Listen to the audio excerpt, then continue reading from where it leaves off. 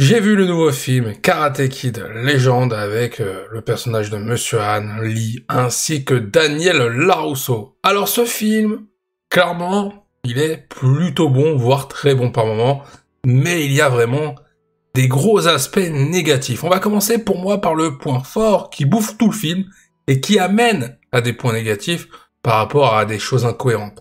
L'histoire de Lee, pour moi, c'est vraiment le point central du film, et tant mieux puisque c'est le nouveau protagoniste de cette histoire, et je trouve que l'histoire qu'il y a autour de son frère qui est décédé, par rapport à ce traumatisme qu'il a pu avoir lors de ce drame, parce qu'il était présent sur les lieux, il a vu son frère se faire assassiner, ça joue clairement un rôle sur tout le reste du film concernant l'évolution de Lee.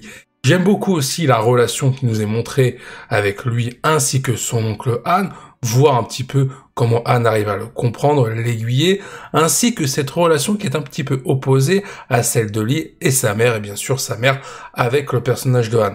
Je trouve qu'il y a quelque chose qui a été très bien amorcé pour montrer que le personnage, voilà, est un petit peu tiraillé par rapport à son passé, il a du mal à se relever de ce qu'il a vécu, mais malgré tout, on a Han qui est là pour essayer de l'amener au sommet, essayer de le remettre sur le bon chemin. Il y a cette rivalité qui est pour moi, c'est du grand classique au cinéma. Il tombe amoureux d'une fille qu'il rencontre dans une pizzeria. C'est un peu compliqué avec le mec qui s'appelle Connor. Cette rivalité va arriver, la rivalité masculine, Connor contre Lee. Connor s'en prend à Lee. Lee se prend une patate dans la gueule. Mais on voit quand même que le personnage de Lee, alors hormis au tout début, il sait se taper, il sait se battre. On voit qu'il y a un peu des mecs malsains qui veulent s'en prendre au père de Mia, Victor. Lee décide de le défendre, il défonce les mecs, donc on voit que le personnage est déjà très fort d'entrée, il est au niveau d'un sensei de kung-fu, on peut voir qu'il entraîne Victor, et qu'il arrive à le remettre en selle, c'est-à-dire que le mec, clairement, Victor, c'est devenu un monstre, il est censé gagner le tournoi auquel il participe pour rembourser les dettes qu'il a eues suite à tout ce qu'il a fait pour essayer d'avoir sa pizzeria, d'avoir cette nouvelle vie après avoir raccroché les gants. Donc clairement, le personnage de Lee a un vrai impact sur, les autres, en plus d'avoir une évolution propre à lui-même. Et je trouve que la relation Victor-Lee, elle est très belle, parce que en plus de flirter avec Mia, on voit qu'il y a une relation de confiance entre Victor et Lee. Victor demande à Lee de l'entraîner, et Lee finit par accepter, même si ça va réveiller son traumatisme par rapport à la mort de son frère.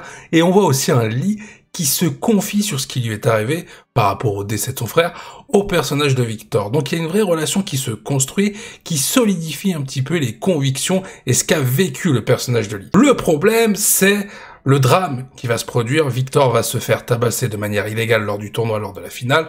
Mia va en vouloir à Lee, et Lee va être à nouveau tétanisé. Il ne va plus vouloir faire de kung-fu.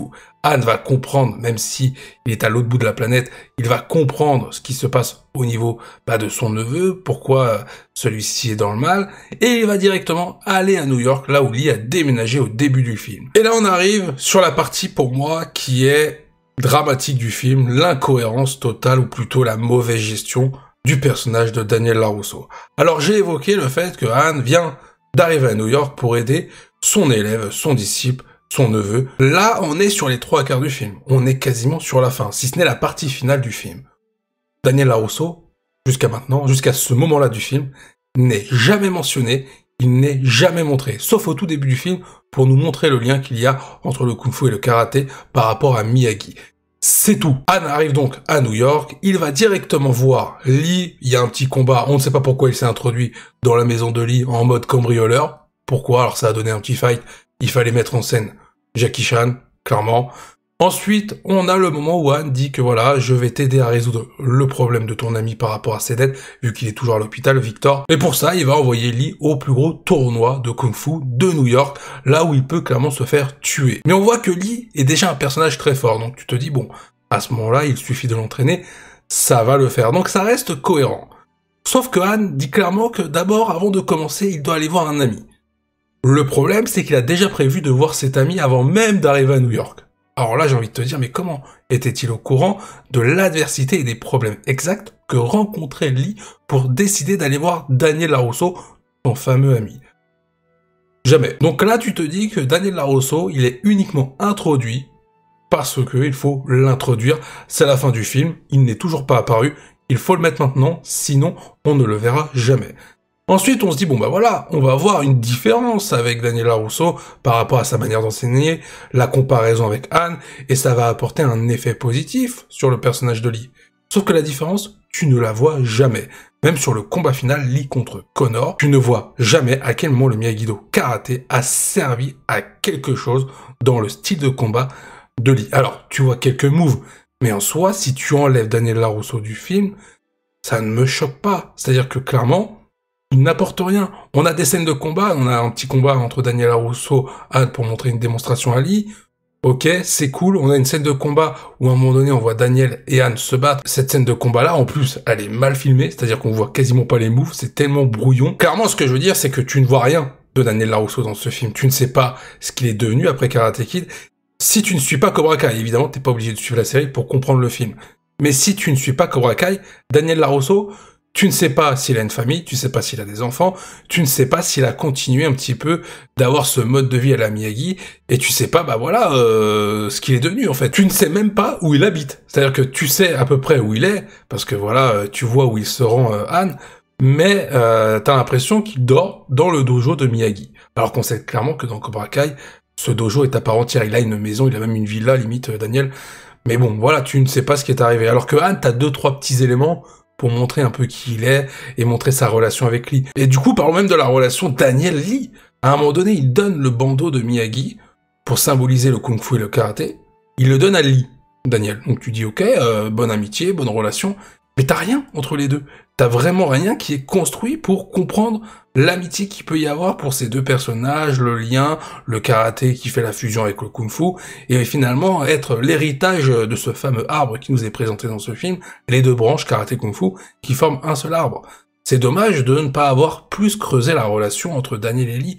Je trouve que là, on a amené Daniel comme une pièce rapportée dans ce film pour justifier que ce film soit dans l'univers de Karate Kid. C'est terrible ce que je vais dire, mais ce qu'il aurait fallu, c'est de nous montrer une partie où on voit Anne entraîner d'abord Lee sans que Daniel Larousseau soit là, et voir que ça ne suffit pas que Lee face à Connor sur une confrontation de rue, bah même s'il a réussi peut-être à toucher un petit peu Connor, ce qui a surpris ce dernier, Lee aurait été vaincu ensuite.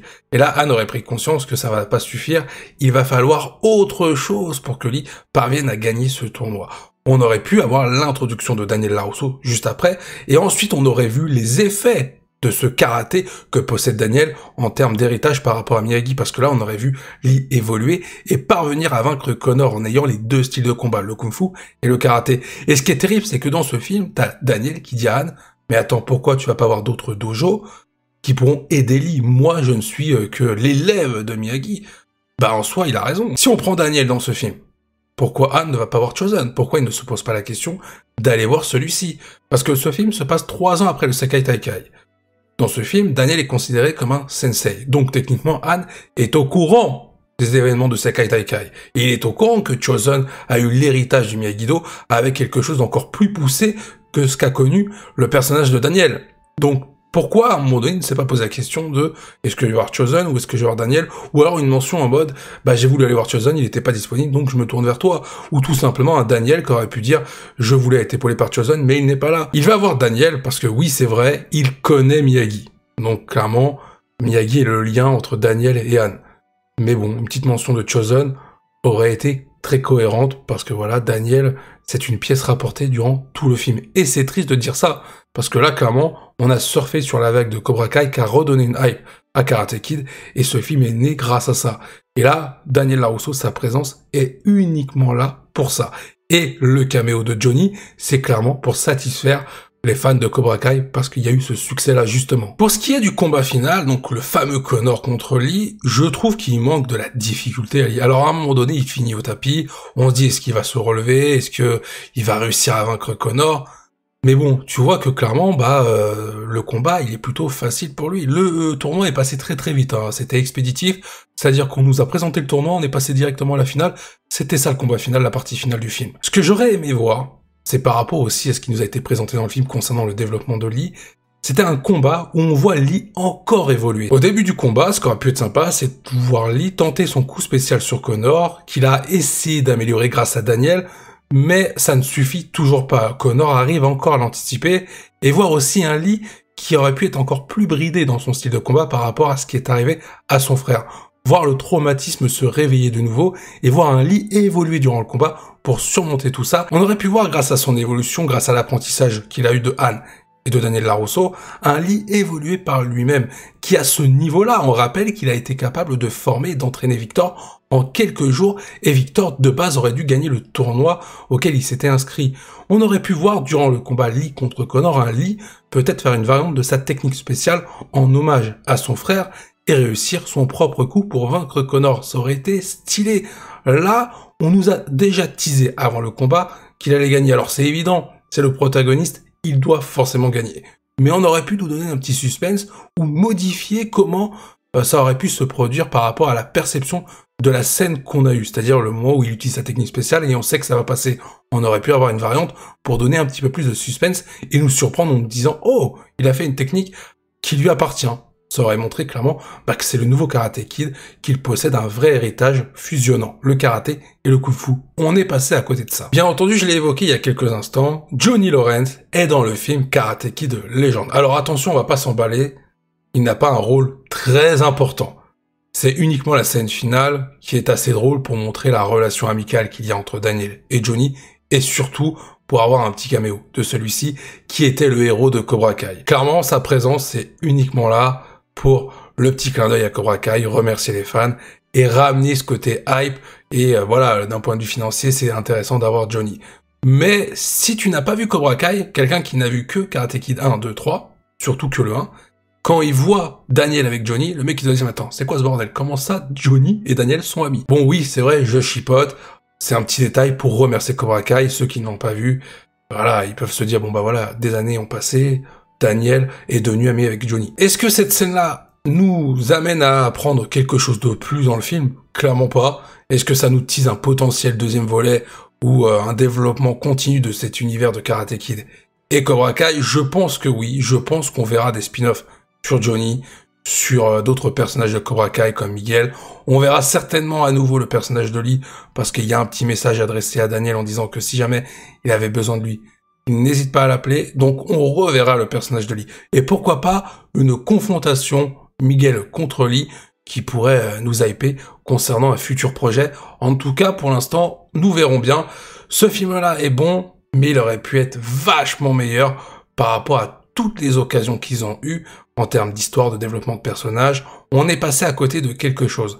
Oui, j'ai aimé ma séance, j'ai beaucoup aimé le film, mais je reste vraiment déçu concernant l'utilisation de Daniel LaRusso, parce que clairement, si ce film-là, tu l'avais intitulé, je sais pas, Jackie Chan, le nouveau film, sans mettre ce film dans l'univers de Karate Kid, bah clairement, ça aurait fonctionné.